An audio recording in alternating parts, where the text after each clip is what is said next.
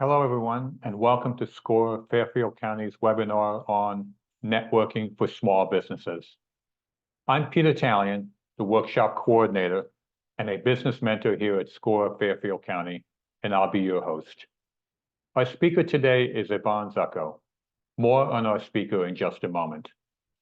First, some brief information on SCORE. SCORE is a nationwide volunteer organization with over 10,000 volunteers. We are part of the Small Business Administration. In Fairfield County, SCORE has over 100 volunteers with a wide range of industry, process, and subject matter expertise. We offer three primary value-added services to small business owners. Number one, free one-on-one counseling, which can be accessed via the Request Mentor link on our website or via the link on the screen. Number two, educational in-person workshops and live webinars, over 100 per year. And number three, extensive resources on our website, including a network of subject matter experts at your disposal. Some information about today's event. If you have a question, please use the Q&A function at the bottom of the screen. We will be taking questions at the end of Yvonne's presentation. Our workshop will end at 1 o'clock precisely to respect your time. The session is being recorded, and the link to the recording will be available at fairfieldcounty.score.org within the next couple of days. Now I'm delighted to introduce our speaker. Yvonne's mission is to support individuals and companies in their development efforts and help unlock the potential everyone has within.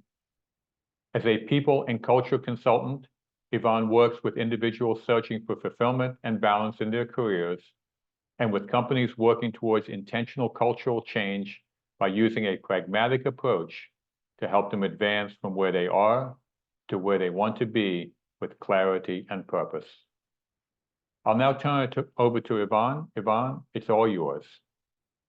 Thank you so much, Peter. It's always wonderful to be doing these workshops, and welcome everybody. Hopefully today you will learn about something or you will get a new idea. The workshop we have today is not super long, or it has amazing kind of different information. What I believe though is in the power of acquiring small tools throughout your time to build your toolbox with things that may be useful for you, your business, and your growth as a professional. So today we are going to be talking about networking for small businesses, which can be terrifying for some people, and for some people can be very easy. So I'll start with a little story about myself when I had my first business about probably 20 years ago. I started as a small business owner, and somebody told me it was a good thing for me to do, to go and network at the local chambers meetings.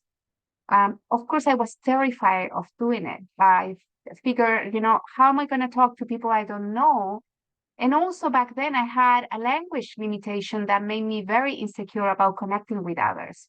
I didn't know if people were fully going to understand what I was going to say. And also, I didn't know if I was going to fully understand what they were saying. So engaging into conversation for me was terrifying. And so luckily, I had a good mentor at the time that taught me a little bit about networking. And also, over time, I met a wonderful group of people who wanted to really help me. They found that what I did very valuable, and also, wanted to help me out. So I ended up back then thinking about networking, so it wasn't so scary, as friend working. And that's the, mindset that I use for networking all the time. So it takes the pressure a little bit out of what it means for most people to do networking. So some people love networking and other people hate it. Some people are terrified of it. But the truth is that not doing networking can be very expensive.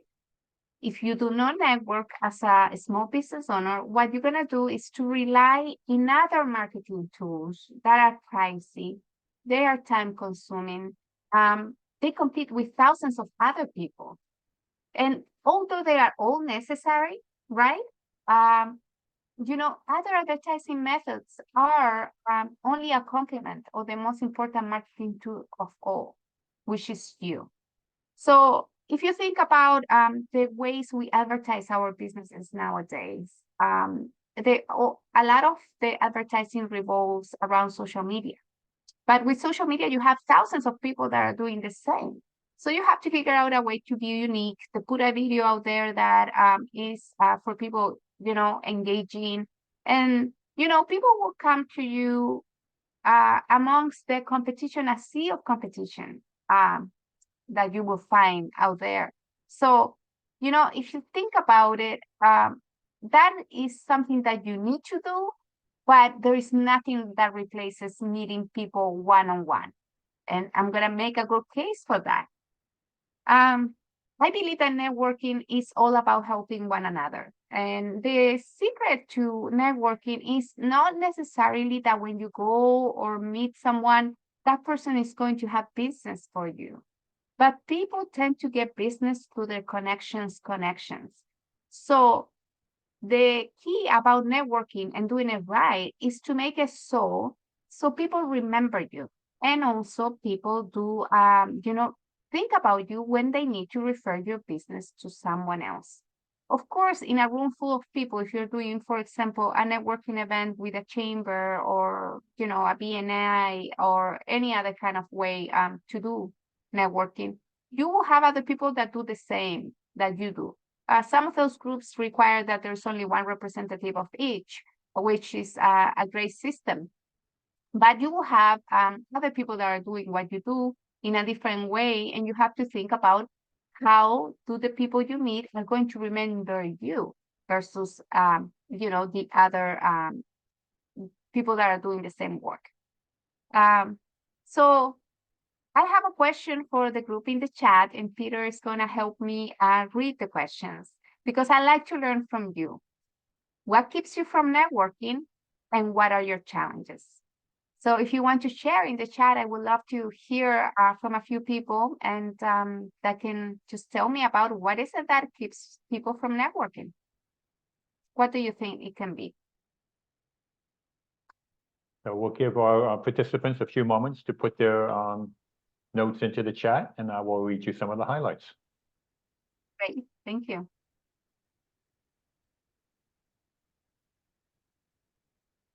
I did see one answer so far. Susie tells me that time keeps her from networking. So I'll go ahead while the other ones are popping in.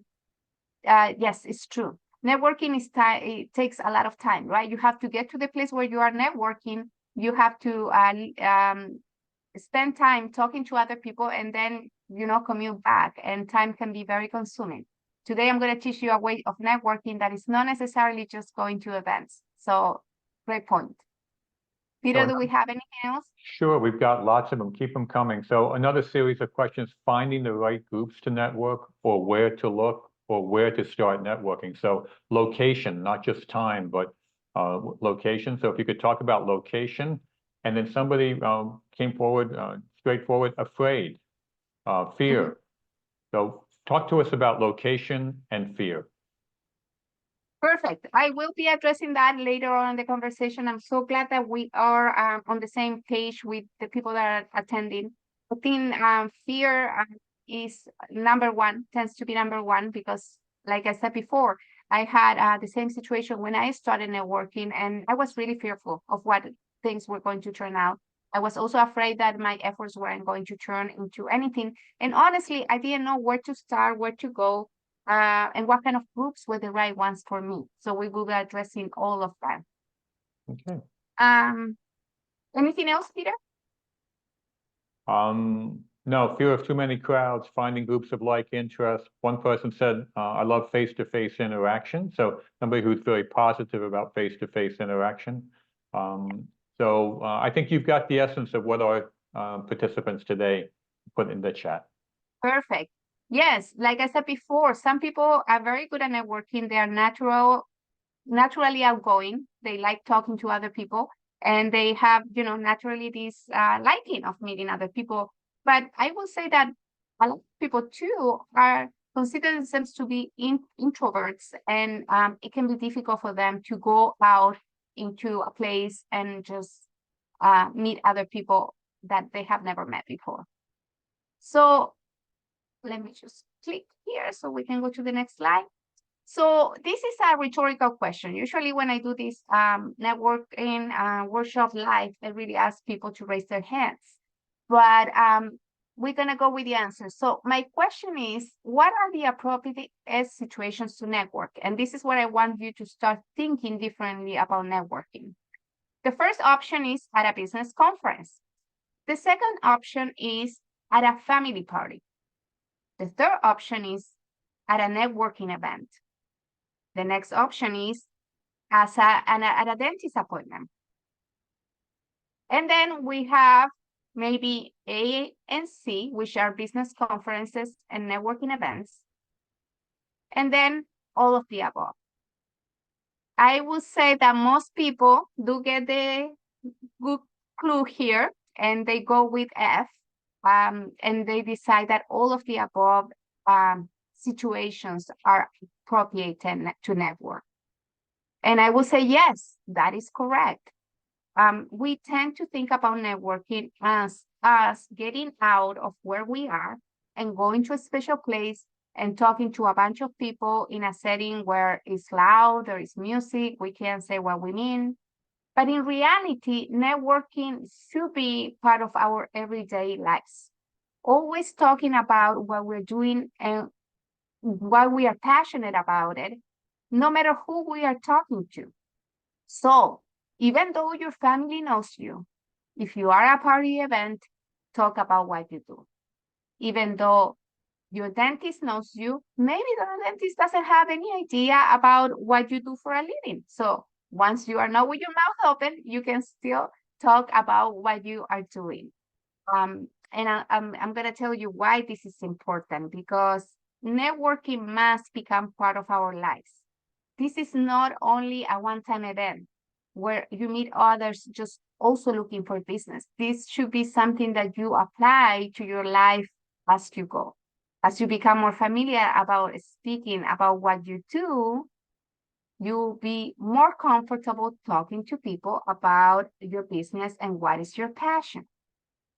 So what I would like to address now is something that people call the elevator pitch. You may be very familiar with it, and I'm going to tell you the pros and cons of the elevator pitch. So traditionally, the elevator pitch has been defined as pitch, a brief way of talking about yourself that lasts only about 30 seconds and is a way of introducing yourself to others, getting a few points across and making a connection about, what is it that you do. The legend says, what people usually talk about is like that you need to be able to say what you do during the same time it would take to ride on an elevator. And that's like, what culture believes about the elevator pitch. But in reality, the elevator pitch has a very different background that I find very, very interesting.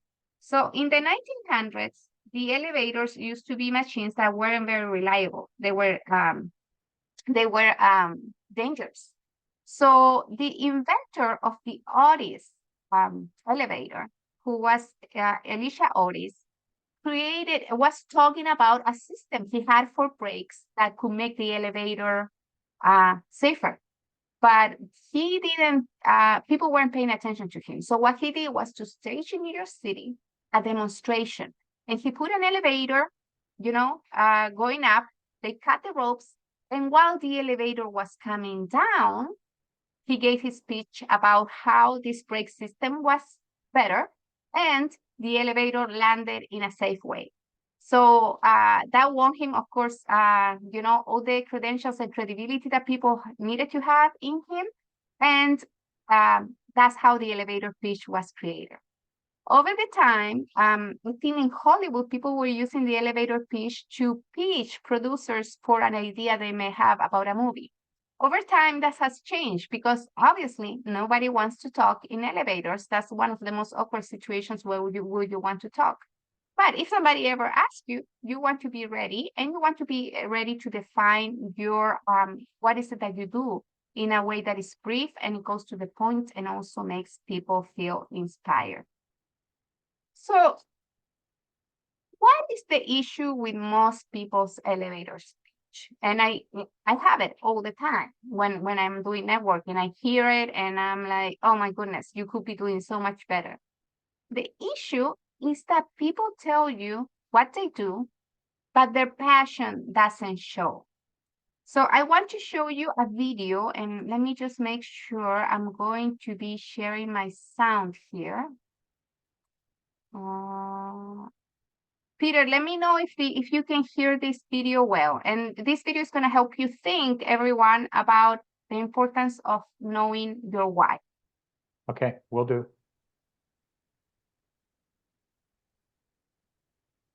Can you hear? No, we cannot hear the audio. Okay, let me just go and share sound. Here we go. How do I know? A lot of people, Yeah, when they we do can the hear it. phrase, "I know," they always want to put the what behind it. How do I know what I'm supposed to do? The question that you really should ask is, how do I know why I'm here? Because when you know your why, your what becomes more clear and more impactful. If you know, like for instance, people know that I do comedy, but that's what I do. My why is to inspire people to walk in purpose. So I can do comedy, I can write books, I can be in a movie, because all of it is motivated by my why. In fact, I have a new web series out called Michael Jr. Break Time.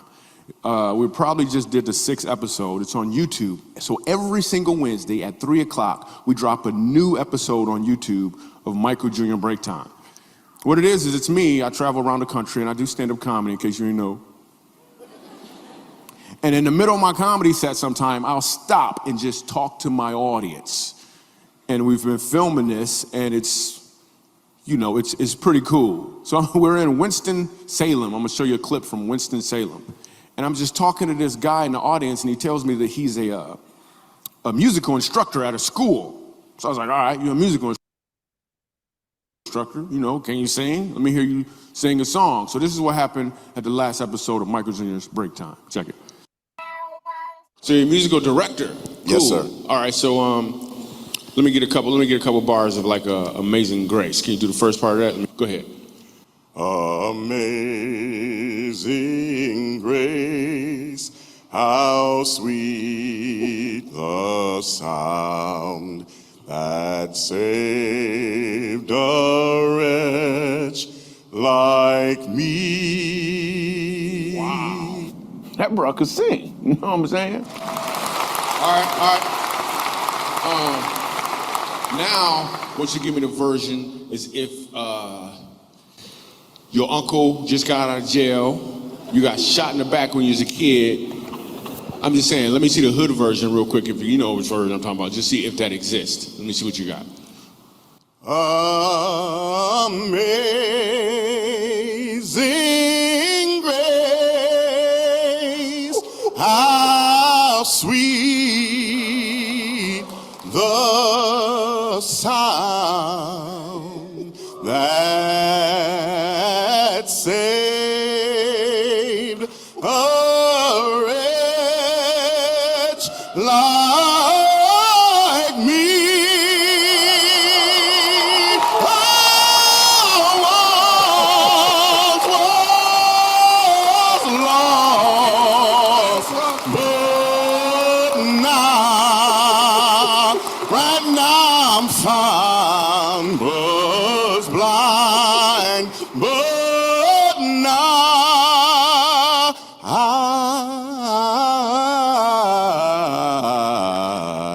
I see.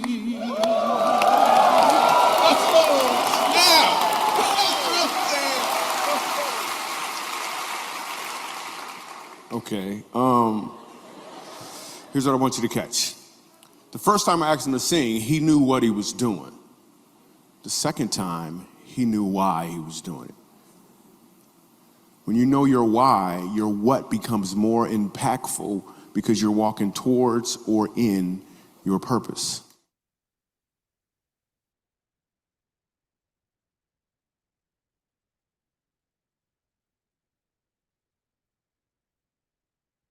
So every time I share this video, I guess goosebumps. And I have to say, I use this video at least 3 times a month because I do different presentations regarding networking.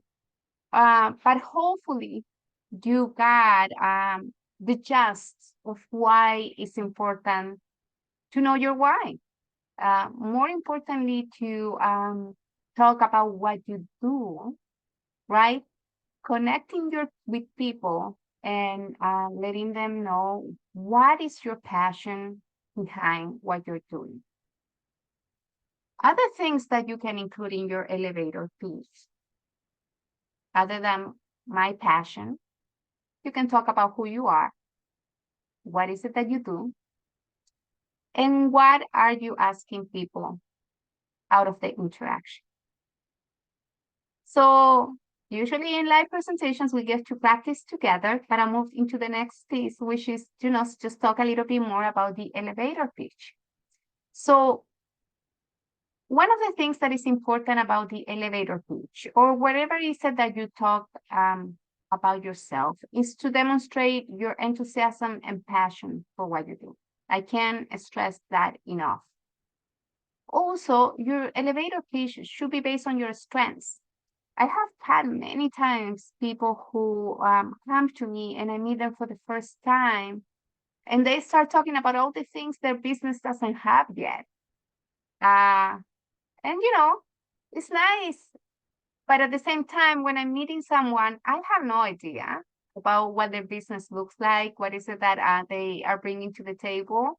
And so when somebody feels like they have to talk about their shortcomings, what I'm seeing is that they are not using their strengths to speak about what they do. And obviously you are free to speak about anything you want, but when you're meeting someone for the first time, person has no expectations about where you should be at, whether you have something or whether you need to complete other things in your project to really make it the reality you want to be. So mindset is everything in this kind of conversation, right? How am I going to have this conversation? Am I going to put it from a point of view that is optimistic and talks about what I do really well? Or am I going to talk about all the things that I haven't done yet that I think my business should have? Your intention is to engage the listener. Now, I want to stop here for a minute and talk a little bit more about what engaging the listener is. Of course, you can go ahead and talk about yourself so people learn what you do. But there is something called active listening. And active listening means that you are listening more than speaking. And what I want you to think about is to balance out how much you speak to how much you hear from the other person. Normally, we are trained to speak with the intention of answering, and we don't really listen with the intention of just learning about the other person. I know there is many people that can talk for a very long time, but if you are able to engage the conversation and ask them very good questions about what they are trying to say to you, it will be more likely that that person will remember you, as opposed of like, oh yes, I spoke to a bunch of people, I have business cards, and I don't know what to do next with them. So that's a very good tip when you are having your conversation about what you do.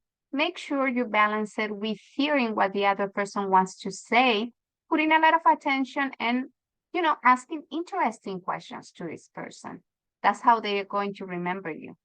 I have to say, last time I did networking, which was last week, I met real estate person that, I've had really, I don't have any connections to real estate in my job, but she was so much fun to speak with that I do remember her. And next time I see her, I'm going to go and talk to her because I really liked her as a person. And, it was very, very nice speaking with her versus, having a conversation with someone that just talked about what they do and moved on to the next person. So that was my little stop regarding intention and engaging the listener. To engage a listener, you have to be a better listener. The other thing that you should do is just convey the message that you want the listener to hear. Of course, you do many things. I do many things, and there is so much I have to say. But the bottom line is that I want the person to remember me for something specific, something, a message I gave them that sounds inspiring to them, and at the same time works with, with helping them remember who I am. To say, I have heard some wonderful elevator pitches in networking.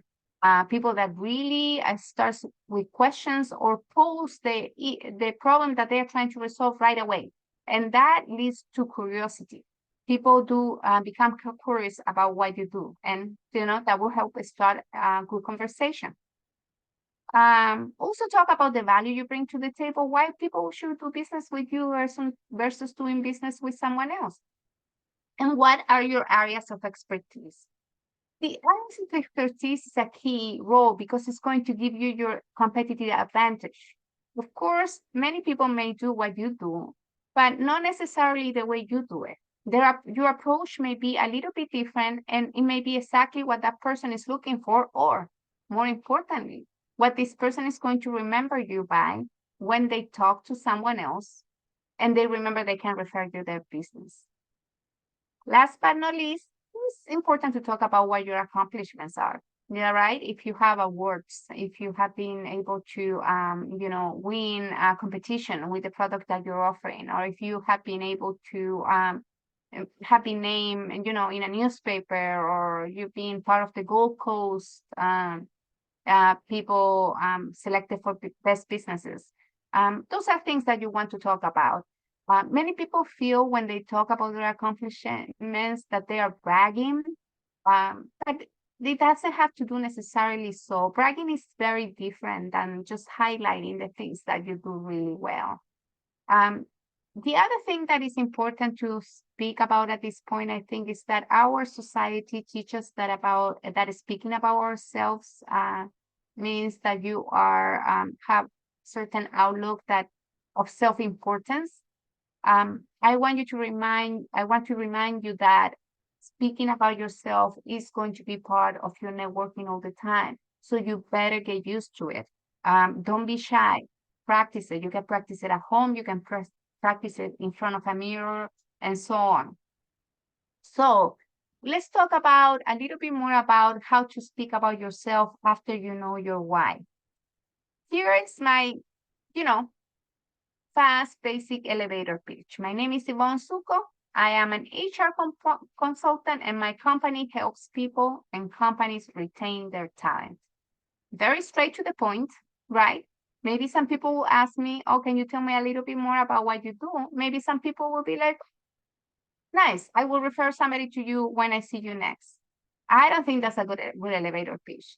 But my real elevator pitch sounds like, my name is Ivonne Zucco, and I'm passionate about supporting individuals and companies on their development efforts. My personal mission, is to help teams communicate better, retain their talent, and build their leadership pipeline. I achieve this through training, management, coaching, and conflict resolution. And in reality, what I believe is that everyone has potential inside of them, and I want to help unlock that. So in this speech, and be sure I may not be able to get through the whole pitch in an environment where there is so many people, but I'm talking about my passion. I talk about what I do. I talk about my competitive advantage, which is like really help teams to communicate better, right? I talk about how I do it, through workshops, through management coaching, through conflict resolutions, etc. And then I talk about why I believe in what I do so strongly, because I believe that everybody has potential within themselves. So this is a good formula to practice, and your elevator pitch will change over time. It will not always stay the same, but the more you come together and you create something, the more comfortable you're gonna be with it.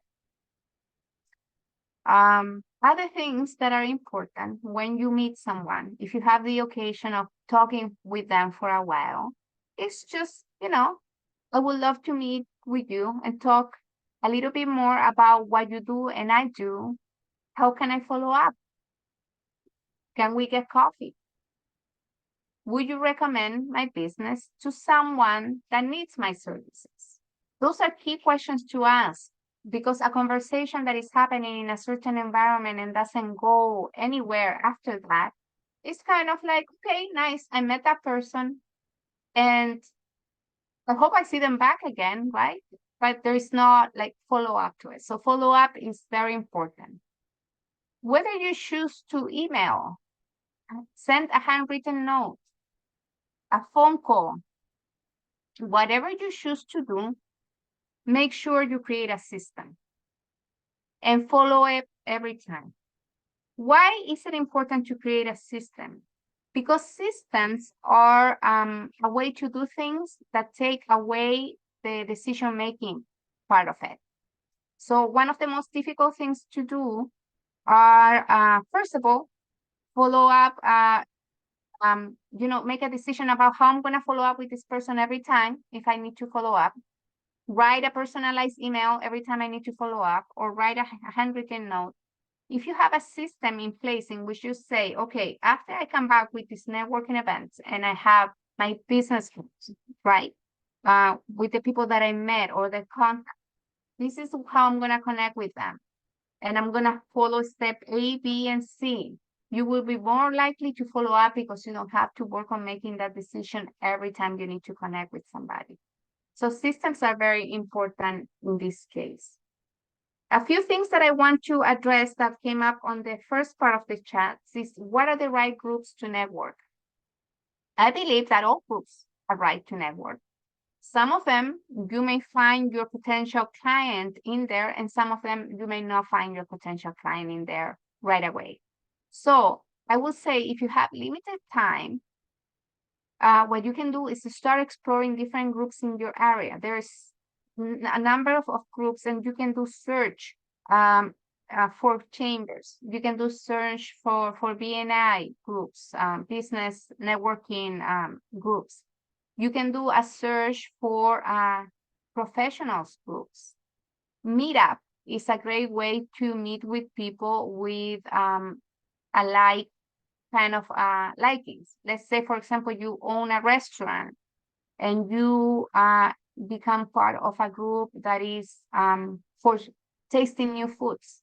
You want to be sure that you're part of that group, and you come to them in a way in which you're sharing the interest, but eventually they may end up coming to you as well. So Meetup is a great way to meet other people, and as you go and meet with different groups of people, you start finding where is it that you find more direct businesses from. Nevertheless, don't discard the other meetings that you may want to attend, whether it's a local group of farmers, or a local group of people of color that are meeting, or a group of leaders in certain kind of organization. Don't discard those, because the long term of networking is not necessarily to meet someone right there, is that people remember you, and when they think about you, they refer your business to someone else. The other piece is also location. I tend to network around the locations where I am when I go to networking in person. So for me, it's really Lower Fairfield County. I go to meetings around this area.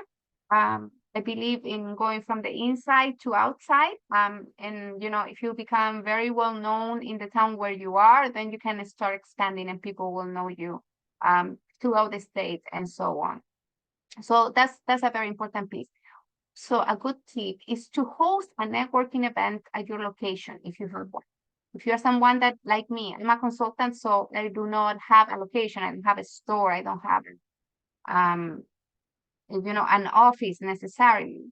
But if you are working with in a place where you can open your doors to someone else, hosting a networking event is great. So connect with your chambers and the local businesses that you know, and open your doors so people can come and see what is it that you do. I have a few other tips and a book that I would like to refer to you. The book is called Endless Referrals. And this book, well, it has very good tips about how to create a system, first of all, to network and get referrals from people.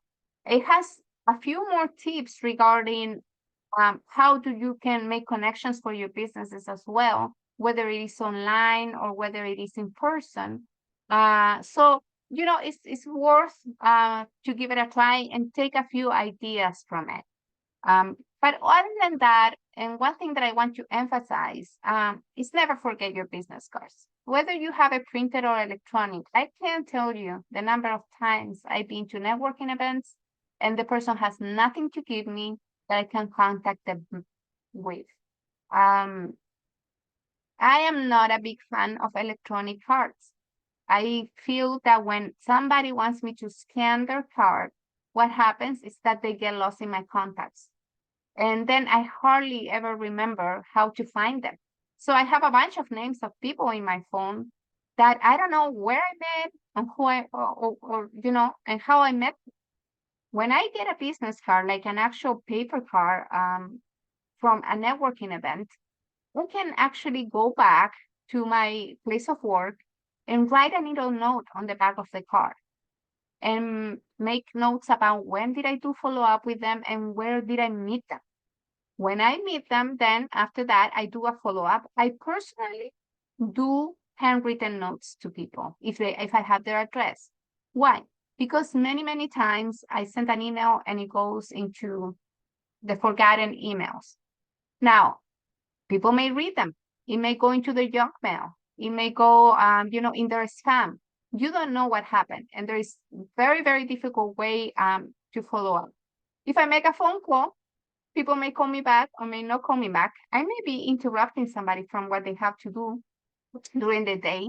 If the person doesn't answer because they don't know my phone number, I will go into voicemail. And, you know, I don't know if I'm going to get a call back. Recently, I sent a few handwritten notes and somebody sent me an email back. And I sent an email back saying, thank you so much for sending me your information. If I know of anybody that knows about your services, I will refer them back to you. And this person was so thankful. I answered the email. He said, thank you for your professionalism and for getting back to me. This tells me that this person has experience, right?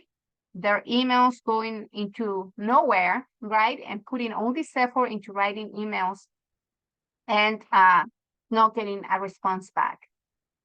I'm sure that person somehow, because now we are connected, will think of me and what kind of businesses I provide if they ever come across somebody that is looking for the needs that they have that are related to my business.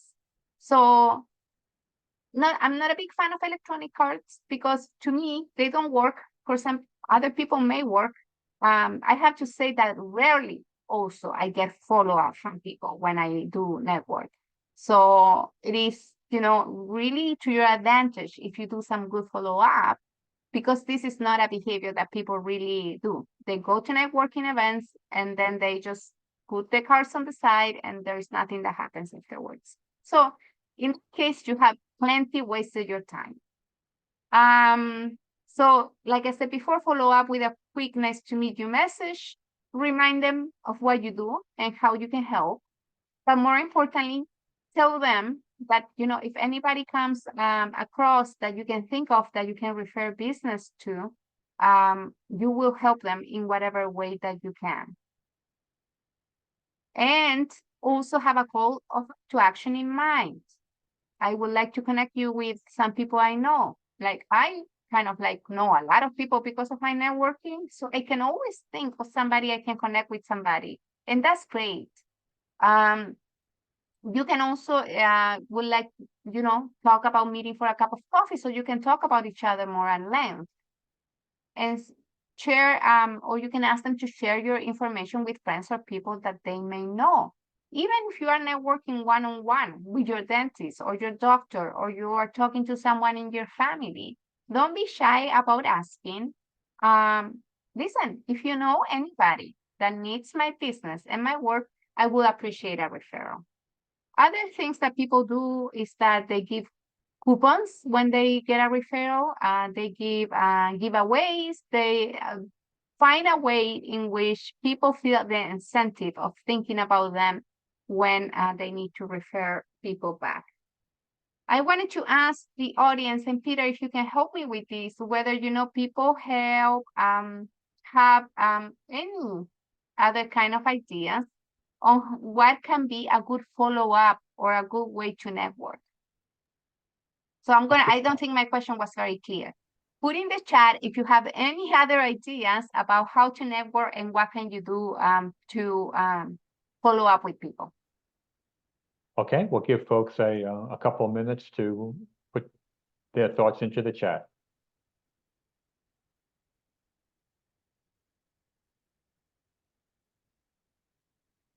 So we're looking for networking tips and follow-ups that work for you or that you are knowledgeable about and use.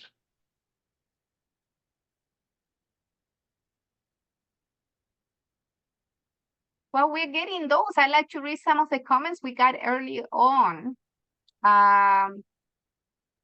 So we have different people that have been putting their information here, which is great. So they were talking about like what they do. For example, Melissa is a life coach and she's glad to be here with us. Kevin works in health insurance and specializes in Medicare plans. Jorge does create websites for small businesses. And Keisha is an advocate for social and legal justice youth, 25 years and younger of African descent. So, you know, all of you guys did a wonderful job at talking about what you do. And what I want to really get you to is talking about why is it that you do what you do? What is your why? Okay, Peter, let's see what people are saying. Yep, following up using LinkedIn. Can you talk a little bit about LinkedIn and how LinkedIn and networking kind of work together and some LinkedIn tips? Because LinkedIn is quite popular with folks. So why don't you talk about that first? So let's talk about LinkedIn for a minute, because it is a great way to connect business to business, right? We have all the other social media that is really more personal and people are promoting things online. But LinkedIn is a unique way to promote yourself. Things that I have learned from experts on LinkedIn. Most people that are looking into LinkedIn, they are looking for content that they can use. So if you are able to write an article, it's a great way, or a short tip. It is a great way of engaging people. Another way to really get to meet a lot of people is through belonging to groups that have your same interests. So when you go to a networking event in which you are in person meeting people, definitely send them an invitation to connect with you over LinkedIn. If the person is curious and wants to know more about you, they're going to go and read your profile. So it is important that your profile is up to date and it looks really about saying what is it that you're doing, and it has your description there. Another thing that is very important on LinkedIn is to get referrals and people saying good things about what you do. I am a little shy about asking people about putting referrals in there, but they can be very useful as well. So LinkedIn, yes, it's a business to business. I've become a little bit overwhelmed over time on LinkedIn because I do receive a lot of people soliciting businesses, which LinkedIn now created an automatic way in which you can answer very quickly to people that are sending you messages to connect with you. So that's my tip on LinkedIn. Just make sure that anyone that you connect, go ahead and follow up with them and make that connection. Okay. In terms of answering your question, in terms of what people do on follow-up, we have somebody who says, send Christmas card, Valentine's to my county commissioners. So using the U.S. mail, something that is not electronic, One of the ideas that people have come back with, sharing articles via email that may be of interest to the person that you met at the networking event. So that's another idea. Yeah. Yeah, I was reading Kevin's question here as well. And Kevin was saying that some of the strategies, what are some strategies to handle pressure of people trying to sell you stuff at networking events that you are not interested in buying? I think that's pretty much bad networking. And so you won't tell people that that is bad networking because they come a little too strong, right? So, you know, you can, one of the things that you can say and work with when somebody's trying to sell you hard on something is just ask them more questions about what is it that they're passionate about what they're selling. And you know, eventually at networking events, what you can do is just move on and go and meet other people from different groups. Now, sometimes getting out of conversations can be a little bit challenging, but you know, in a networking event, everybody understands that you are there to meet other people. And if you excuse yourself and you say, I'm going to go and meet other people, people will totally understand. Those kind of environments are environments in which you can feel free to say, oh, well, it was nice meeting you. I'm going to go on and say hi to other people because people understand that you are there to meet many, many people. Any other questions that popped up, Peter? Not yet. Are you ready to open up for general questions and answers? Yes, I am. Just have one more tip before we go. And this tip comes from the book and the referral and the endless referrals. And it's called the golden rule of network. So this quote is says the following: all things being equal, people will do business with and will refer business to those people they know, they like, and they trust.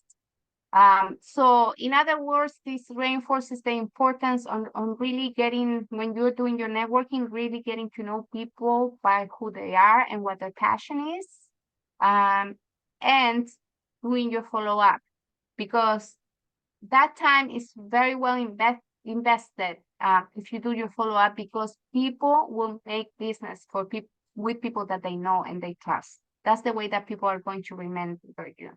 If you are going to a networking event again, and your only intention is to pass business cards around and talk about what you do and not talking about why you do it, I said save the time, because it's not really going to help you. So yes, we can go to questions now. Okay, so our question time is open. We would ask that you write your questions into the Q&A function at the bottom of your screen, and we'll handle one question after another. Before we get to questions, as we build the question queue, can you talk to us a little bit, for someone who has not started networking, what types of organizations in people's communities would be a good place to start? Is it Chamber of Commerce? Is it other small business groups? Can you just give us a couple of recommendations in terms of where to start first in the average community that people live in? Yes, so Chamber of Commerces are great. The issue with Chamber of Commerces, and if you are a new person that you haven't started business yet, is that they charge a fee. So if you want to be part of the chamber and be in their publications and so, you have to pay a fee yearly, and sometimes you may not have access to that. Yet you can still go to their events because they are open to the public. You just might have to pay a little entrance fee for attending that event. But that's, you know, it basically covers your whatever you are consuming, because there's usually food and drinks available at the location where the networking is. So if you don't mind spending $25 or $40 on a networking event, Chamber of Commerce is a great way to start. If you have a specific public that you're addressing, let's say, for example, you want to network with people of color, or you want to network with people that are Hispanic, because that's where you think your business may flourish, or people that you want to connect with. So you can join those kind of chambers that are more specific and have a specific public. Another way to network, and this is like, you know, an amazing good thing to do because it makes you feel good, and also because it helps you connect with people, is volunteering at local organizations. If you have, let's say you are opening a business, a food truck, or you are selling food from, you know, delivery food, and you are cooking at a location. If you can go and do a demonstration for people in your neighborhood in a community center about how to make a meal that is healthy, it will really help get your name out there. And it's not necessarily the people that you are making the demonstration with that you're going to connect with. It's all the organizers of these groups. I have used many people that came and did volunteering work for me later for business, because first of all, I was thankful for what they did. And also I want to give them business, and I want to provide business to them back. We're going to community centers where you can help in certain way with your expertise. Is a good way to meet other people that are doing great work as well. And then there's other groups like young professionals or professionals of certain area, which you can locate either through Meetup or through LinkedIn, that, you know, may have to do with your interests, and that's where you can get started. Very good. We still have time for a couple more questions if you want to put your questions in either the Q&A or in the chat. While we wait for another question to come in, roughly how many times a month do you go to networking events, Ivonne? Talk to us a little bit about your networking experience.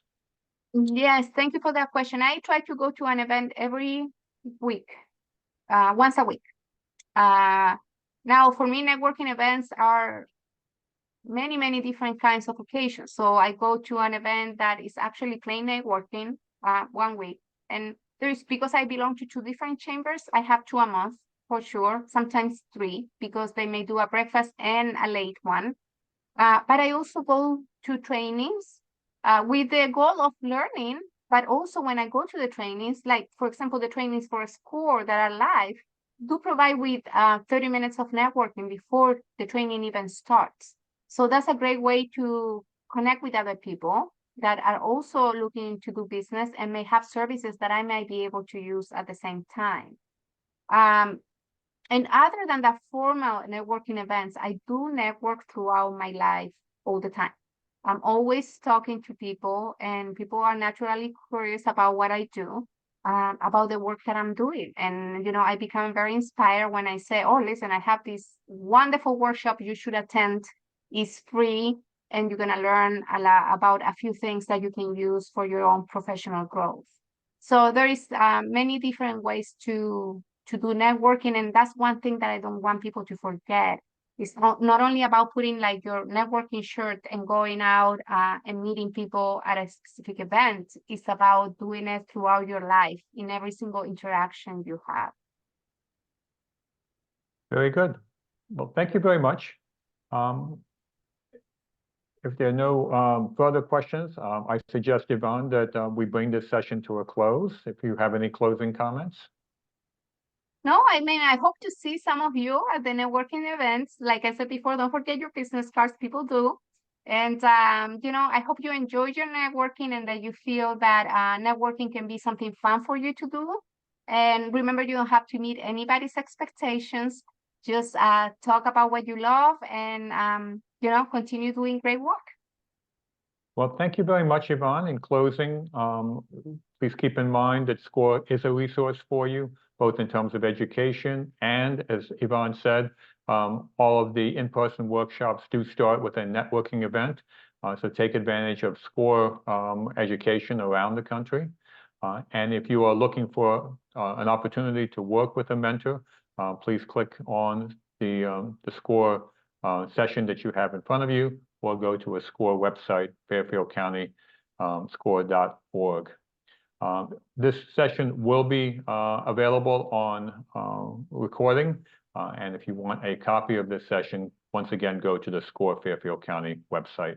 With that, Ivonne, thank you very much for the great and impactful session, and we wish all of our listeners a great afternoon. That concludes our session. Thank you. Thank you. Thank you, everyone. Have fun networking. Bye. Bye-bye.